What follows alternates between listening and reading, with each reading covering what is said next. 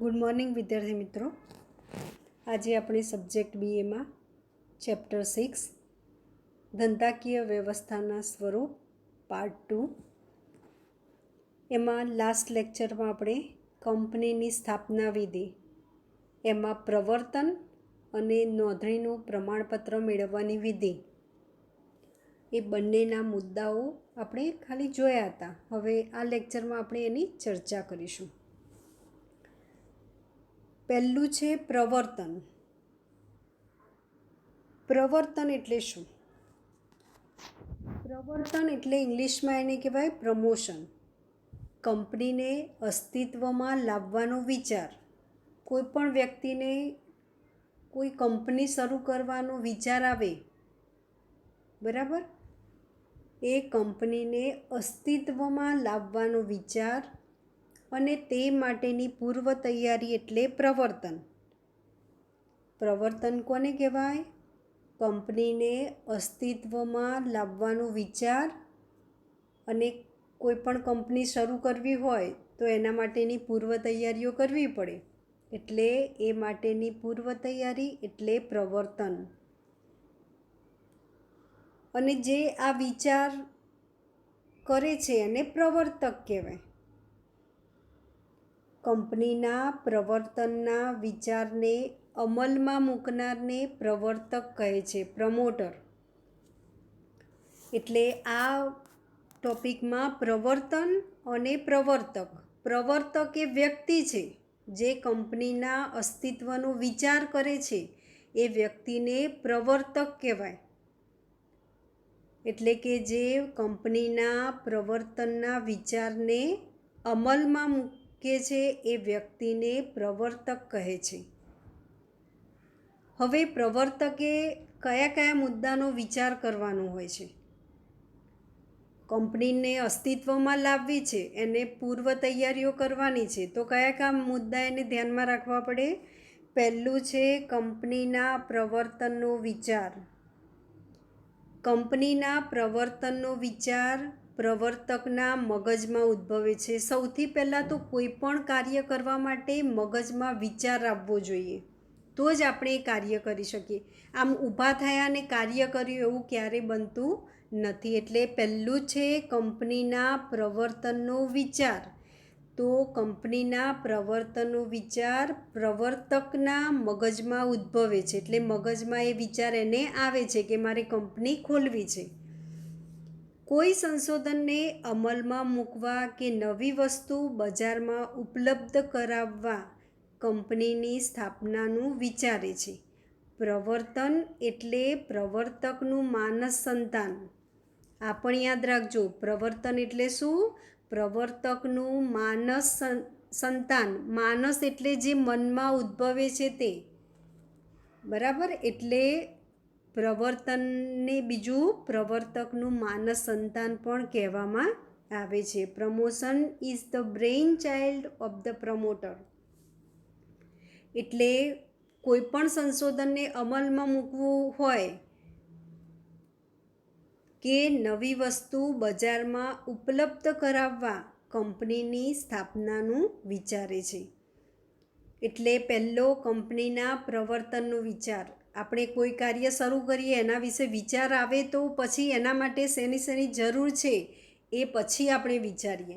એટલે પહેલાં તો કંપનીના પ્રવર્તનનો વિચાર, પછી પ્રાથમિક અને વિગતવાર ચકાસણી. પ્રવર્તકને કંપનીની સ્થાપનાનો વિચાર આવે, બરાબર, પહેલાં વિચાર આવ્યો એટલે તેના અમલીકરણની દિશામાં ધંધાકીય વ્યવહારુ ચકાસણી કરવી પડે છે. ધંધા માટેની સ્થાન પસંદગી, બરાબર. કંપની શરૂ કરવી છે એટલે કોઈ પણ ધંધો, કંપની એટલે કોઈ પણ ધંધો, ધંધાકીય એકમ, તો એ ધંધાનું સ્થાન એની પસંદગી કરવી પડે. કઈ જગ્યાએ આ કંપની આપણે શરૂ કરીશું તો સારું રહેશે, બરાબર. એ ધંધા માટેના સ્થાનની પસંદગી, નફાકારકતાની તપાસ કરવી પડે છે. એટલે કેવો ધંધો શરૂ કરીએ, કેવી કંપની ખોલીએ તો નફો વધારે થાય, બરાબર. એટલે નફાનું પ્રમાણ એની પણ તપાસ કરવી પડે છે. એટલે આ બધી પ્રાથમિક ચકાસણી કહેવાય. એટલે પ્રાથમિક અને વિગતવાર ચકાસણી કરવી. સાધનોનું એકત્રીકરણ કરવું. હવે પ્રાથમિક અને વિગતવાર ચકાસણીમાં બીજી પણ બાબતો છે કે પ્રાથમિક તપાસના અંતે વિગતવાર વિશ્લેષણ કરવું. બરાબર, પ્રાથમિક તપાસ થઈ ગઈ અને પછી એ બધી જ વિગતો છે તેનું વિશ્લેષણ કરવું, એ પણ તપાસ જરૂરી બને છે. મૂડી એટલે પૈસા, કાચો માલ, માંગ, સાધન સામગ્રી, વાહન વ્યવહારની સુવિધા વગેરેની જાણકારી મેળવવી પડે છે. હવે કોઈ પણ ધંધો શરૂ કરતાં પહેલાં મૂડી જરૂર પડે, કારણ કે મશીનરી ખરીદવા માટે, કાચો માલ ખરીદવા માટે, એટલે સાધન સામગ્રી એટલે કે મશીનરી, કે એ માલ તૈયાર થયા પછી એને જે સ્થળે મોકલવો છે ત્યાં વાહન વ્યવહારની સુવિધા, આ બધા માટે મૂડીની જરૂર પડે છે. એટલે આ બધી પ્રાથમિક અને વિગતવાર ચકાસણી છે.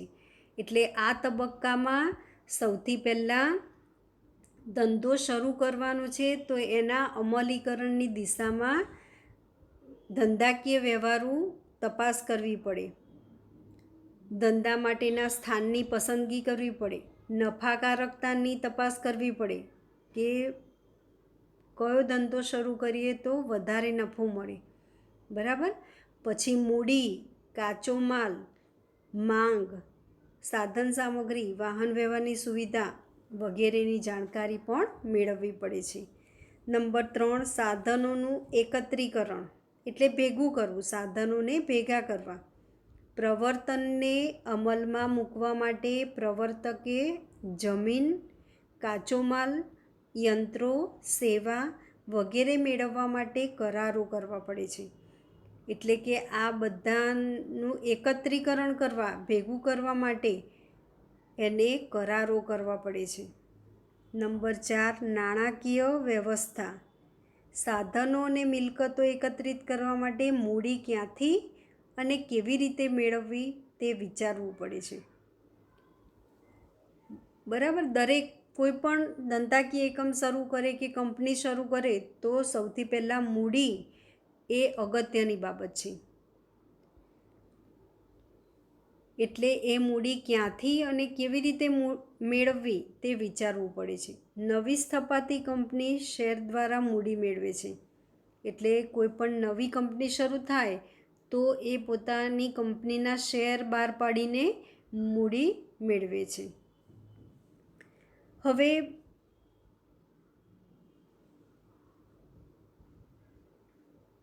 એમાં આપણે પ્રવર્તન જોયું કે કંપનીનું અસ્તિત્વ લાવવાનો વિચાર અને તે માટેની પૂર્વ તૈયારી એટલે પ્રવર્તન. તો પ્રવર્તનમાં આ 4 બાબતો આવે છે. હવે બીમાં આવે છે નોંધણીનું પ્રમાણપત્ર મેળવવાની વિધિ. હવે આ બધી કંપની શરૂ કરવા માટેની કાયદાકીય બાબતો છે. નોંધણી કરાવી, કંપનીની નોંધણી કરાવી. જ્યારે પ્રવર્તનમાં શું જોયું આપણે, કોઈ પણ કંપની શરૂ કરવા માટે અગત્યની બાબત કઈ છે, અને કાચો માલ હોય તો જ એમાંથી આગળ એ વસ્તુનું ઉત્પાદન કરી શકીએ.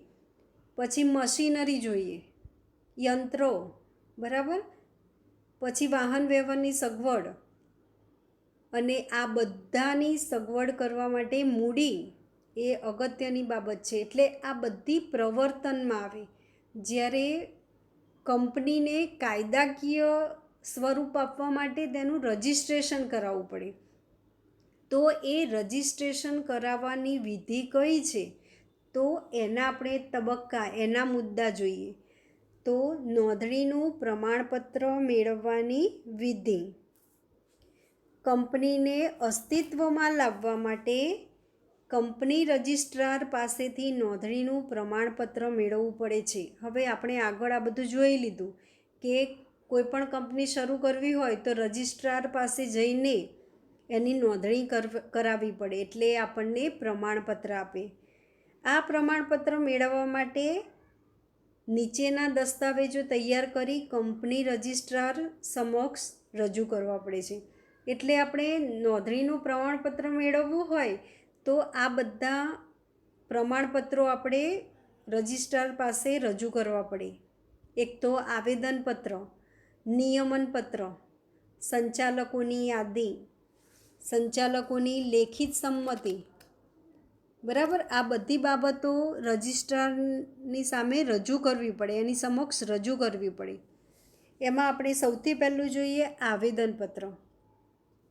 કંપનીનો પાયાનો દસ્તાવેજ અને કંપનીનું બંધારણ છે. આવેદનપત્ર એટલે શું? આવેદનપત્ર શું છે? કંપનીનો પાયાનો દસ્તાવેજ અને કંપનીનું બંધારણ છે, જેની ઉપર કંપનીની ઇમારત ચણવામાં આવી છે. એટલે કંપની શેના ઉપર ટકેલી છે? એની ઇમારત, કંપનીની ઇમારત શેના ઉપર ચણવામાં આવી છે? આવેદનપત્ર ઉપર. એટલે આવેદનપત્ર એ કંપનીનો પાયાનો દસ્તાવેજ છે અને કંપનીનું બંધારણ છે. હવે આવેદનપત્રમાં એના ભાગ પાડવામાં આવે છે. નામની કલમ. શેરથી મર્યાદિત જવાબદારીવાળી જાહેર કંપનીએ તેના નામને છેડે લિમિટેડ અને મર્યાદિત જવાબદારીવાળી ખાનગી કંપનીએ પ્રાઇવેટ લિમિટેડ શબ્દો લખવા પડે છે. આપણે આગળ જોયું, બરાબર, કે મર્યાદિત જવાબદારીવાળી જાહેર કંપની અને મર્યાદિત જવાબદારીવાળી ખાનગી કંપની. જાહેર કંપનીએ લિમિટેડ શબ્દ લખવાનો હોય છે અને ખાનગી કંપનીએ પ્રાઇવેટ લિમિટેડ, એટલે જે કંપનીનું નામ આપ્યું હોય એના પછી પ્રાઇવેટ લિમિટેડ કે લિમિટેડ એવો શબ્દ એને લખવો પડે છે. એટલે આ બાબત ધ્યાનમાં રાખજો કે મર્યાદિત જવાબદારીવાળી જાહેર કંપનીએ તેના નામની છેડે લિમિટેડ અને મર્યાદિત જવાબદારીવાળી ખાનગી કંપનીએ પ્રાઇવેટ લિમિટેડ શબ્દો લખવા પડે છે. ભારતમાં નોંધાયેલી અન્ય કંપની જેનું નામ તેમજ રાષ્ટ્રહિતને નુકસાન કરે તેવું નામ રાખી શકાતું નથી. એટલે નામની, તમે કંપનીનું નામ કેવી રીતે રાખી શકો? તો પહેલી એનું લક્ષણ છે, પહેલી બાબત કઈ જરૂરી છે કે જો જાહેર કંપની હોય, મર્યાદિત જવાબદારીવાળી જાહેર કંપની, તો તેના નામને છેડે લિમિટેડ, અને ખાનગી કંપની હોય તો પ્રાઇવેટ લિમિટેડ શબ્દ લખવો પડે. એટલે આપણે કંપનીનું નામની કલમ, બરાબર, નામ કેવી રીતે રાખી શકીએ? પછી બીજી બાબત છે કે ભારતમાં નોંધાયેલી અન્ય કંપની જેવું નામ આપણે ભારતમાં જ નોંધાયું હોય તો બીજી એવી જ કંપની જે નામ આપણે રાખવા માગતા હોઈએ એવી બીજી કંપનીનું પણ નામ હોય તો એવું નામ આપણે રાખી શકતા નથી. તથા રાષ્ટ્રહિતને નુકસાન કરે તેવું નામ રાખી શકાતું નથી. અને એવું નામ પણ ન રાખી શકાય જે રાષ્ટ્રહિતને નુકસાન કરે. એટલે આ રીતે નામની કલમ.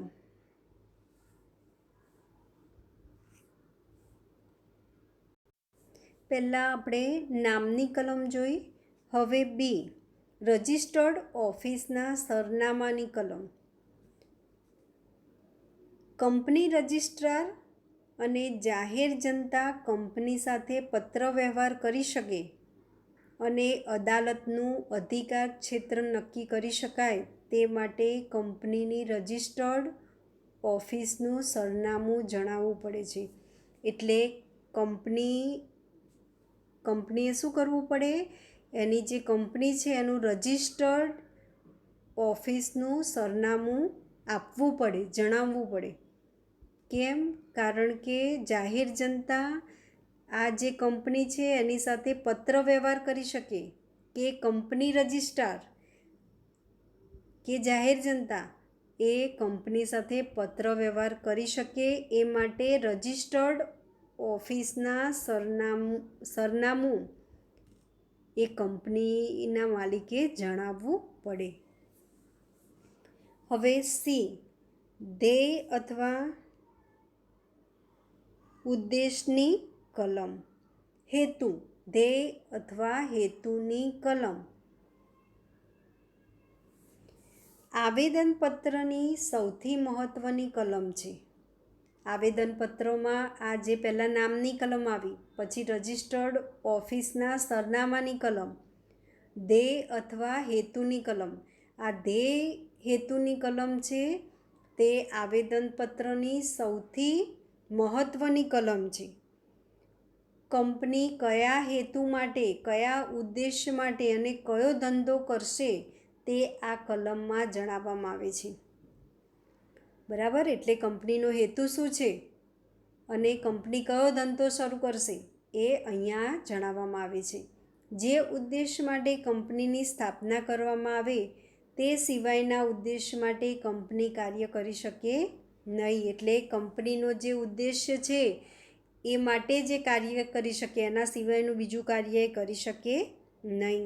એટલે આ ધ્યેય અને ઉદ્દેશની કલમ એ આવેદનપત્રોની સૌથી અગત્યની અને મહત્ત્વની કલમ છે.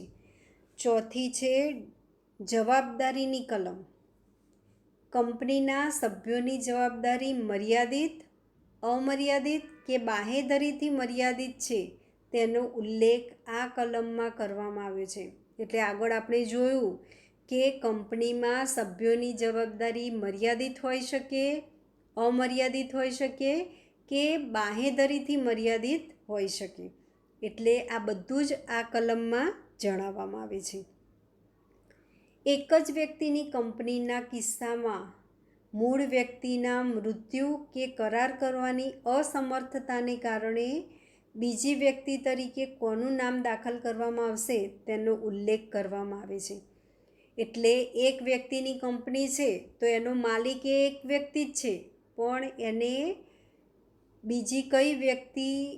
બીજી વ્યક્તિ તરીકે કોનું નામ દાખલ કરવાનું છે એ એને આ કલમમાં જણાવવાનું છે. એટલે કોઈક વાર એવું થાય કે એક્સિડેન્ટલ એનું અચાનક મૃત્યુ થાય કે કોઈ કરાર કરવાની અસમર્થતા, એ બધાને કારણે બીજી વ્યક્તિ તરીકે કોનું નામ દાખલ કરવું એ પણ આમાં જણાવવામાં આવે છે. મૂડીની કલમ.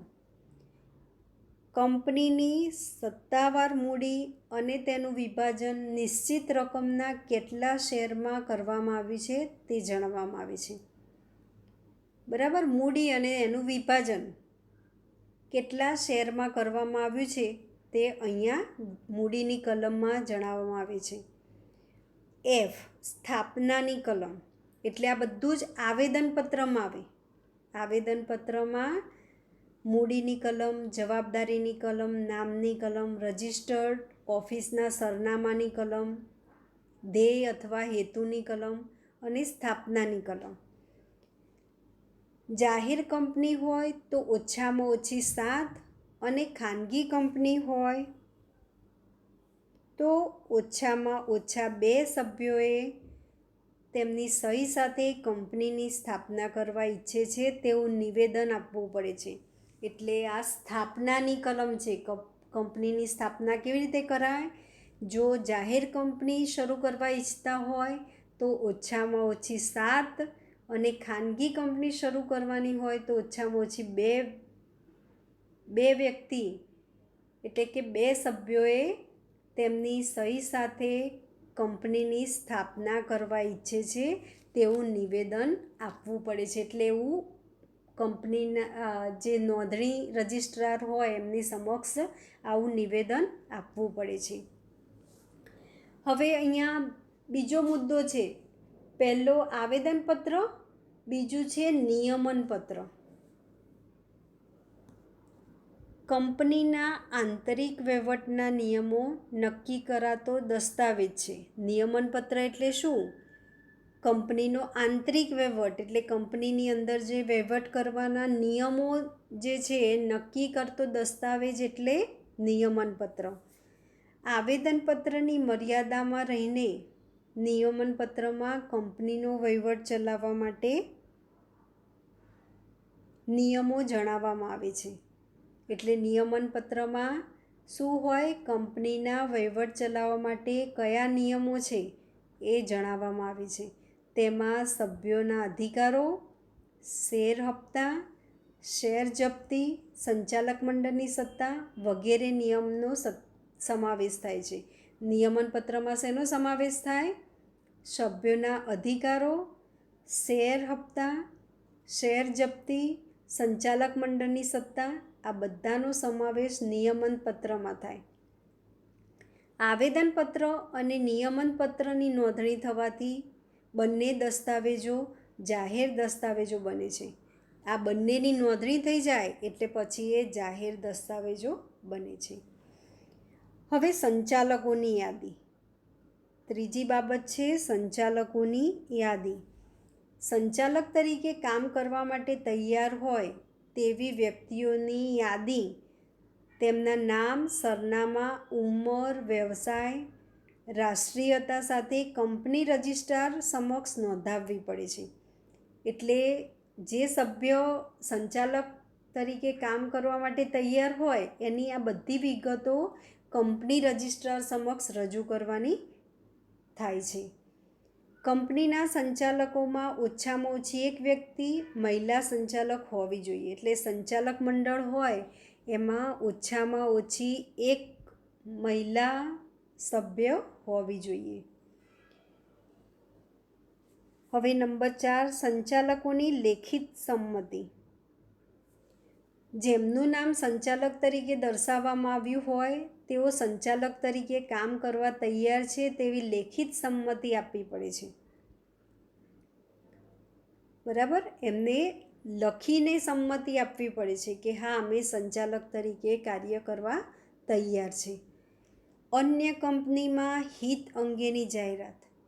કંપનીના સંચાલકો, મેનેજર, સેક્રેટરી કે ભરણું ભરનાર જો બીજી કંપની સાથે હિત સંબંધ ધરાવતી હોય તો તે અંગેનું નિવેદન નોંધાવવું પડે છે. એટલે આ કંપનીના જે સંચાલકો છે કે મેનેજર હોય, સેક્રેટરી હોય કે ભરણું ભરનાર એ બીજી કંપની સાથે પણ સંબંધ ધરાવે છે તો એ નિવેદનમાં નોંધાવવું પડે છે. 6, કાયદા પાલનની જોગવાઈઓનું નિવેદન. હવે આ 6થા પોઈન્ટથી આપણે નેક્સ્ટ લેક્ચરમાં જોઈશું.